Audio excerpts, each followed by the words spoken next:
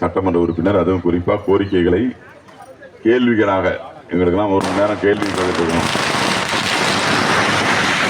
காலம் என்னுடைய சட்டமன்ற பணிகளை பார்த்தீங்கன்னா, சட்டமன்றத்தில் அதிகமாக கோரிக்கை வச்சேன். ஒவ்வொரு கேள்வியும் என்னுடைய தொகுதி சார்ந்த கேள்விகளை வச்சேன். சட்டமன்ற உறுப்பினர் பணியே அந்த பணி தான்.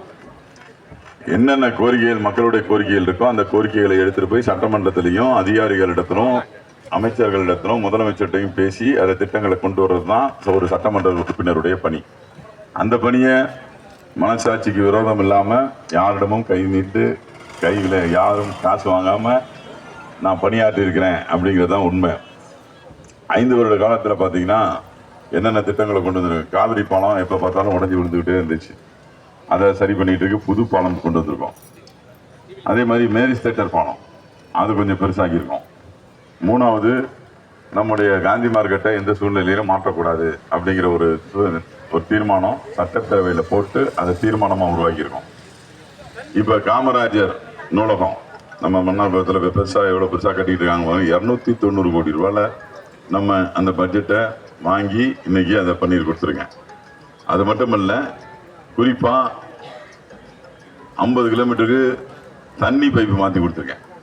இதெல்லாம் தண்ணி பைப்புனா முன்னாடி கழிவுநீர் கலந்து வருது அப்படின்னு சொல்லி ஒரு குற்றச்சாட்டு பல இடங்கள்ல இருந்துச்சு. அது என்னன்னு பார்த்தோம்னா, கடைசியில் பார்த்தீங்கன்னா அந்த பைப்பு வந்து இரும்பு பைப்பு. நல்ல குடி தண்ணீர் கிடைக்கிறதுக்கான முயற்சிகளை செஞ்சு அந்த பணியும் செஞ்சிருக்கேன்.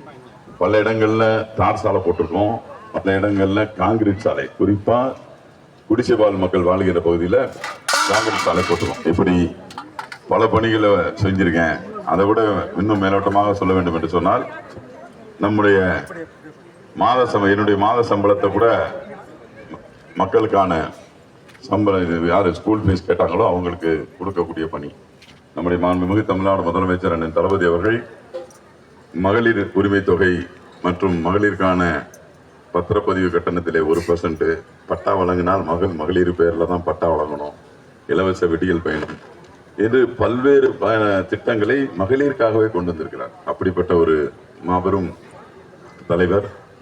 இன்று மீண்டும் திராவிட மாடல் ஆட்சி நடந்தால்தான், அவருடைய ஆட்சி நடந்தால்தான் இன்றைக்கு மகளிரை முன்னேற்றம் கொண்டு வர இந்த சமுதாயம் நன்றாக வளரும், குடும்பம் நன்றாக வளரும் என்ற அதீத நம்பிக்கையோடு இருக்கக்கூடிய ஒரு தலைவரை பெற்றிருக்கிற கட்சி. இன்னைக்கு பார்த்தீங்கன்னா இந்த டீலிமிட்டேஷனில் தமிழ்நாடு